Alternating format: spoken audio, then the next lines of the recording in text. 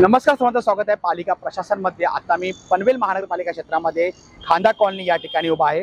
माझ्या तुम्ही राईट साइडला पाहू शकता सायन पनवेल हायवे आणि लेफ्ट साइडला जो आहे ते खांदेश्वर रेल्वे स्थानकाकडे जाण्याचा रस्ता आहे। आणि मी कॅमेरामॅनला दाखवेल एकदा, नमो प्रॉपर्टीज, सध्या नमो ह्या नावाची जादू सर्वीकडे आहे असं म्हणतात, कारण की नमोचं फुल फॉर्म जर बघा नरेंद्र मोदी आपले देशाचे विद्यमान पंतप्रधान आहे। मात्र ह्या नमो प्रॉपर्टीजच्या माध्यमातून काही चुकीच्या गोष्टी किंवा चुकीच्या प्रॅक्टिसेस झालेल्या आहेत आणि याच्यासाठीच म्हणजे या नमो प्रॉपर्टीच्या माध्यमातून काही प्रकल्पामधले फ्लॅट विकण्यात आले होते या नमो प्रॉपर्टीच्या माध्यमातून। म्हणजे एकीकडे पंतप्रधान नरेंद्र मोदी हे प्रामाणिकपणेचा दावा करतात, त्यांच्या नावावर अनेक योजना आहेत, मात्र त्यांच्याच नावाचा शॉर्ट फॉर्म अशा या प्रॉपर्टीच्या माध्यमातून विकून सामान्य नागरिकांसोबत एक फ्रॉड केला जातो। त्यांना त्यांच्या पायाभूत आणि ज्या हक्काच्या गोष्टी आहेत, ज्या नागरी सेवा सुविधा ज्यापासून वंचित ठेवण्यात येतं। तर अशाच काही प्रॉब्लेम्स घेऊन ज्या महिला आहेत, या महिला इथे आलेल्या आहेत, आपण त्याची चर्चा करूयात। त्यांनी एक प्रकारचं आंदोलन या ठिकाणी पुकारलं आहे। त्या मोर्चा आपण पाहू शकतो, छोट्याखानी जरी संख्या असेल तरी पण हा मोर्चा एक प्रकारचा, त्या मागण्या काय आहेत त्या नक्की या महिलांच्या त्या आपण जाणून घेणार आहोत। मॅडम, तुम्ही पहिले तुमचं नाव सांगा, तुम्ही कुठून आलात आणि इथे का आलात? माझं नाव ज्योती संतोष इंगळे।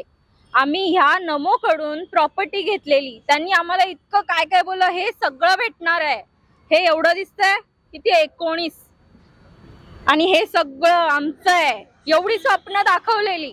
आणि आम्ही आलं वाटलं अरे वा काय बात आहे, आम्ही मिडल क्लास वाले लोक की आम्हाला हे सगळं भेटणार एवढ्या कमी याच्यामध्ये, आमच्या मुलांचं फ्युचर किती चांगलं होईल आम्हाला असं वाटलं।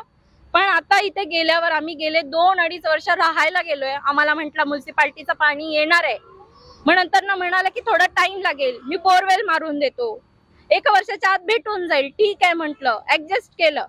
आता तेही नाही येत आहे, 2 वर्ष 3 वर्ष होऊन चाललेत आणि ह्याच्यातला एकही अम्युनिटीज अजून भेटल्या नाहीयेत।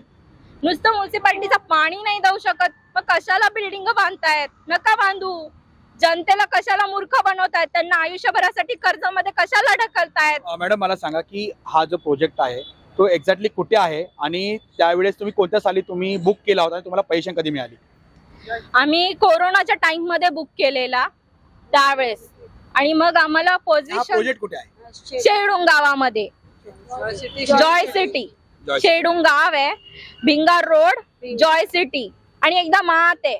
आता हा रस्ता तुम्हाला दिसतोय, हा रस्ता आहे ना, ह्याने आम्हाला असा सरळ दिलेला, हा रस्ता पण त्याने असा पूर्ण नदीला टच करून असा दिलाय आम्हाला।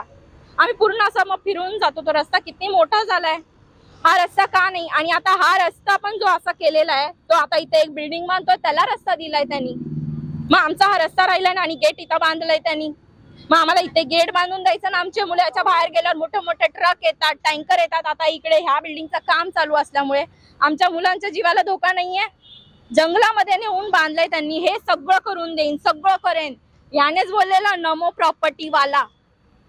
मग आता तो कुठे आहे? आम्हाला ह्याच्यातलं काहीच भेटलं नाहीये, आम्ही किती वर्ष अजून सहन करायचं?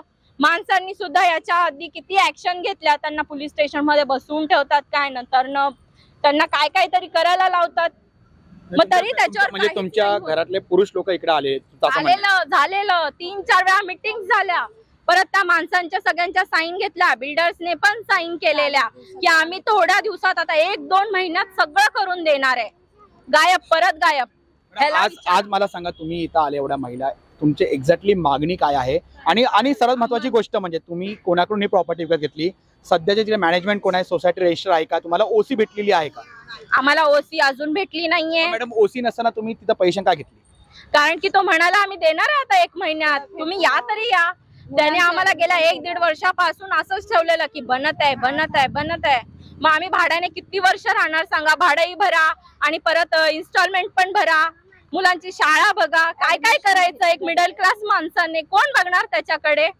हा, कर्जाचा डोंगर घेऊन फिरत चाललाय आयुष्यभर, घर घ्या आणि कर्ज भरत बसा आयुष्यभर। तुम्हाला हा जो मॅडम, हा तुम्हाला प्रॉब्लेम जो प्रॉब्लेम जे सुरू झालेले आहेत एक्झॅक्टली इथं आता सध्याचे प्रॉब्लेम काय आणि ते कधीपासून तुम्हाला येतात आहे? आम्हाला पाणीचा प्रॉब्लेम आहे सगळ्यात मोठा आता सध्याला, तो आम्हाला म्युन्सिपाल्टीचं देणार होता, ते नाही दिलंय, ठीक आहे। बोरिंगचं तर आता तो परवापासून बोरिंगचं पण म्हणतोय बारीक यायला लागलाय, जमिनीत पाणी नाहीये, आणि तो तिकडे एक माणूस ठेवलाय बिल्डरने, त्याचा माणूस आहे तो, आम्हाला वाटलं वॉचमॅन आहे, पण तो म्हणतोय, काल त्याने आम्हाला म्हटलं की मी वॉचमॅन नाहीये, बिल्डरचा माणूस आहे। तर तुम्ही मला नका सांगू. मग मी बिल्डरला फोन केला ना, बिल्डर मला म्हणेल की तू गावाला जा. मग तुम्ही काय करणार, कोण पाणी देणार, कोण काय करणार. आणि मी काय हे केस केले तरी मी माझ्याकडनं पण वकील उभे करणार, काही नाही होणार आहे माझं, असा म्हणतोय. तो कोण आहे माणूस? आम्हाला एक वॉचमॅन सुद्धा ठेवला नाहीये. 6-7 बिल्डिंग आहेत. असं नाही मला की सांगा, 1-2 आता तुमची मॅनेजमेंट जी आहे ती कोण सांभाळतं? बिल्डर सांभाळतोय, नमो प्रॉपर्टीवर सांभाळ, तुम्ही सोसायटी रजिस्टर केली आहे? बिल्डरच सांभाळत असेल तो, कारण की नमोवाल्याकडे नाहीये. बिल्डर आहे तो. म्हणाला माणूस की मी बिल्डरचा माणूस आहे. काहीही केलं, काही चालू असेल ना, लगेच बिल्डरला कॉल जातात. त्या बिल्डरचं नाव काय आहे, त्याचं ऑफिसला तुम्ही कधी गेलेले आहात का? आम्हाला ना बिल्डरचं ऑफिस माहिती आहे ना काही माहिती आहे. आम्ही ऑनलाईन मध्ये नमो प्रॉपर्टी बघितली, मग यांनी खूप सारं काय काय दाखवलं. मग आम्ही इकडे आलो. इकडे येऊन आम्ही 4-5 तास घातले, सगळे विचारपूस केली. असं नाही की चला बाबा दाखवलं म्हणून घेतली, असं नाही झालंय. एक एक डिटेल विचारली त्याने, हर एक डिटेलचा प्रश्नाचं उत्तर दिलं 4-5 तास बसून, की होणारच आहे, हे असंच होणार आहे, ते तसंच होणार आहे, तुम्ही बघा आता लगेच होणार आहे, हे होणार आहे. मग आम्हाला पण वाटलं की चला आपल्या मुलाला काहीतरी चांगलं नवीन फ्युचर देऊया झोपडपट्टीत राहण्यापेक्षा, म्हणून आम्ही फ्लॅट घ्यायला येतो. आणि म्हटलं की इकडे आल्यावर हे अशा फ्रॉड करतात. गेल्यानंतर ना हा चला आता भेटणार आहे, तुम्ही घ्या तर घ्या रूम तरी घ्या, भेटेल हो, एक भेटेल असं म्हणून रूम देतात. मग नंतर ना पाणी देत आहेत ना काही देत आहेत. काय करणार माणूस? आपल्यासोबत इथे मैडम आपका नाम बताइए, वहाँ आप क्या दिक्कत झेल रही है वो भी बताइए। एक्चुअली आपने कभी रूम लिया था और आपको उसी के बारे में बिल्डर ने कुछ बताया था क्या डेवलपर ने, या और नमो प्रॉपर्टीज के सामने आप आए हो तो नमो प्रॉपर्टी के साथ आपका क्या मीन्स व्यवहार हुआ है, आप बताइए।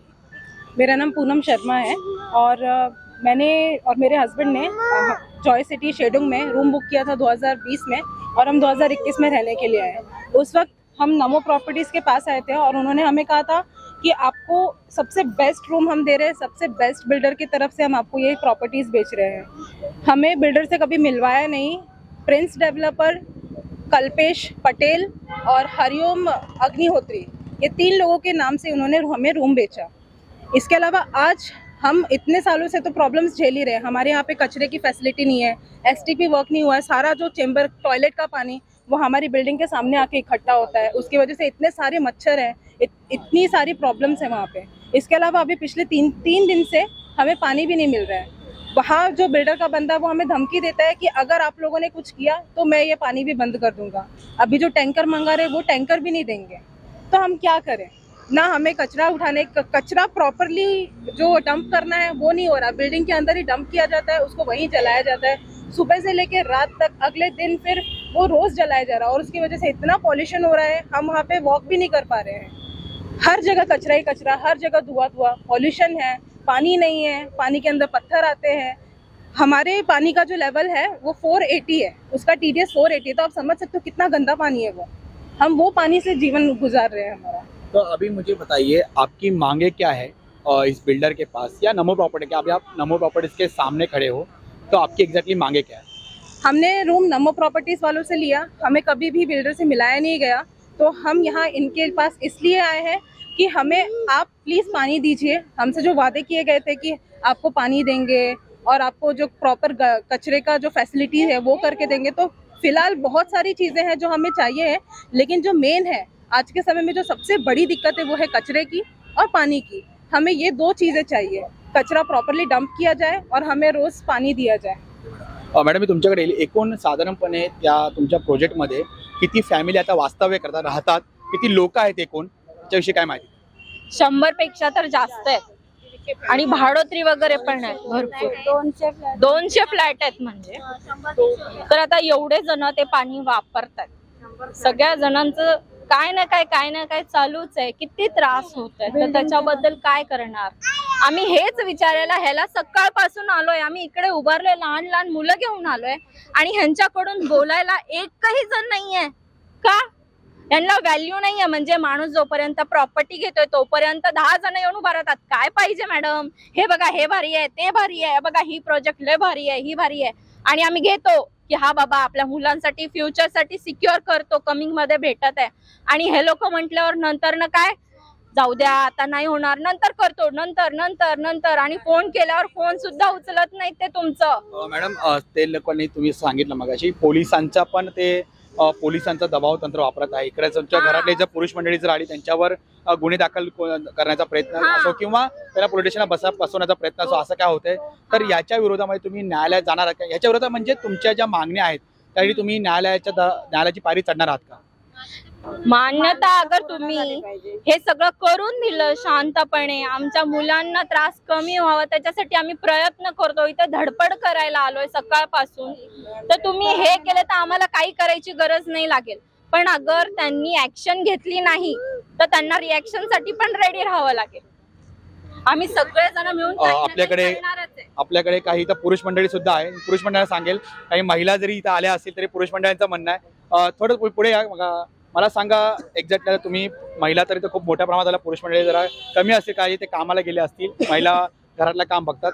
आता तुमचं काय म्हणणं आहे? तुम्ही पण ह्या गोष्टीमधून जात आहे, तुम्ही कधी घर घेतलं होतं आणि साधारणपणे तुम्ही काय प्रयत्न केले? कारण की त्यांनी सांगितलं की जेव्हा पुरुष येतात तर त्यांच्यावर पोलिसांकडून दबाव तंत्राचा वापर करण्यात येतो, ह्या बिल्डरकडून किंवा नवा प्रॉपर्टीजवाल्याकडून. तर एकंदरीत अनुभव काय आहे? सर, एकदा असंच की आम्ही या ठिकाणी आलो होतो, त्यातल्या आमच्या सोसायटीमध्ये दोन रहिवासी आहेत, एक सुनील ठाणेकर म्हणून आणि मनोज जंगम, या दोघांच्या नावे कामोठे पोलीस स्टेशनमध्ये एनसी झाली होती की हे लोक येतात, आम्हाला दबाव आणतात की आम्हाला या पजेशन द्या वगैरे.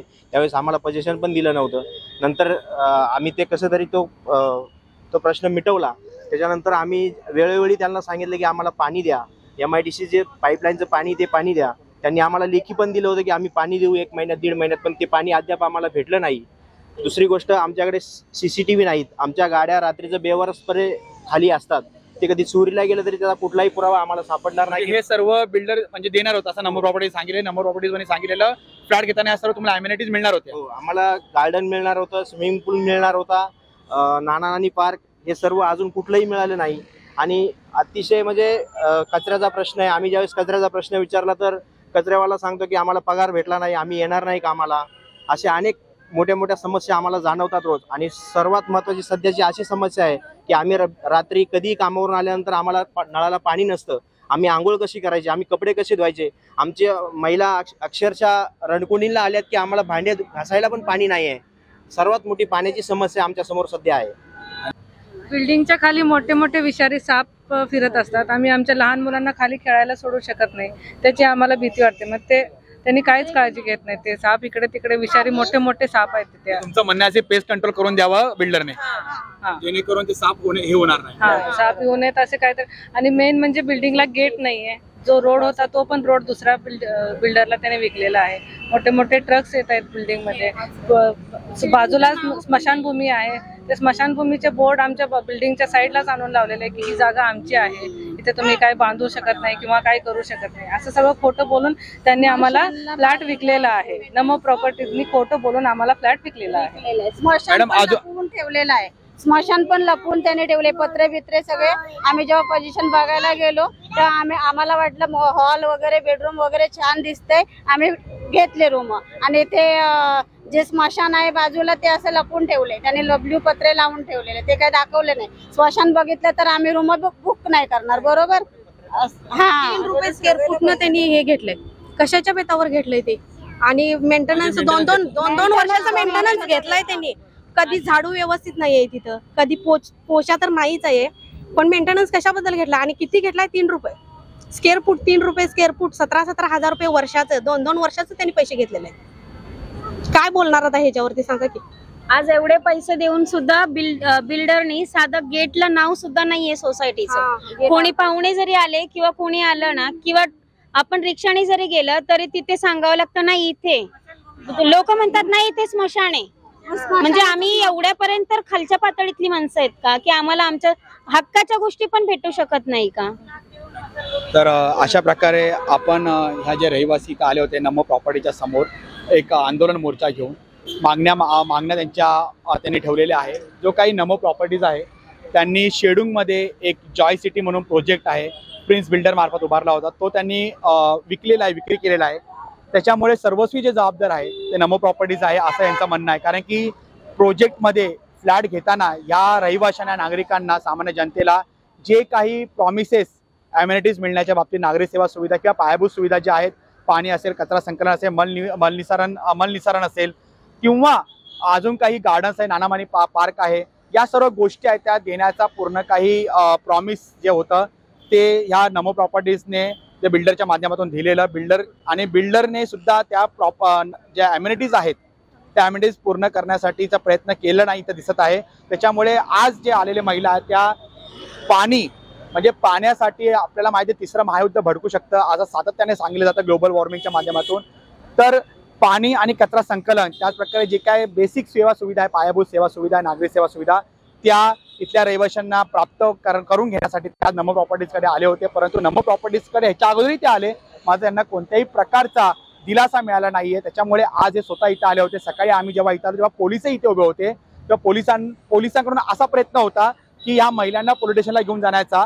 मात्र जेव्हा आम्ही चर्चा केली की ह्या कोणत्याच कायदा सुव्यवस्था प्रश्न निर्माण करत नाहीये फक्त इथे येऊन बसलेले आहेत तेव्हा ते पोलीस कुठे इथून गेले. अन्यथा आजही या सर्व महिलांना पोलीस स्टेशनला घेऊन जाण्याच्या तयारीत पोलीस इकडचे जे पोलीस स्टेशन आहे ते होते कामोडे पोलीस स्टेशन आहे ते होतं. तर आमचं एवढंच म्हणणं आहे की ह्या ज्या महिला आहेत हे जे शेडूंगमध्ये जे काय जॉय सिटी प्रोजेक्ट आहे तिथं राहणाऱ्या ज्या महिला आहेत ज्या कुटुंब आहेत 200च्या आसपास तर त्या ठिकाणी राहणाऱ्या महिलांना किंवा त्या कुटुंबियांना रहिवाशांना ज्या पायाभूत नागरी सेवा सुविधा आहे त्या या लवकरात लवकर जो प्रिन्स डेव्हलपर्स म्हणून कोण आहे जो अंधेरीस्थित त्याचं कार्यालय आहे त्यांनी देण्यात याव्या. आणि नमो प्रॉपर्टीज कडून ह्या ज्या घेतलेल्या आहेत त्यांनी फ्लॅट त्याच्यावर विश्वास ठेवून तर नमो प्रॉपर्टीजवाल्यांनी सुद्धा समोर येऊन यांच्या समस्या जाणून त्या बिल्डरच्या माध्यमातून सोडवण्याचा प्रयत्न करावा हीच एकमेव काय उद्दिष्टाने विनंती या बातमीच्या माध्यमातून आणि पाठीमागे आहे. धन्यवाद.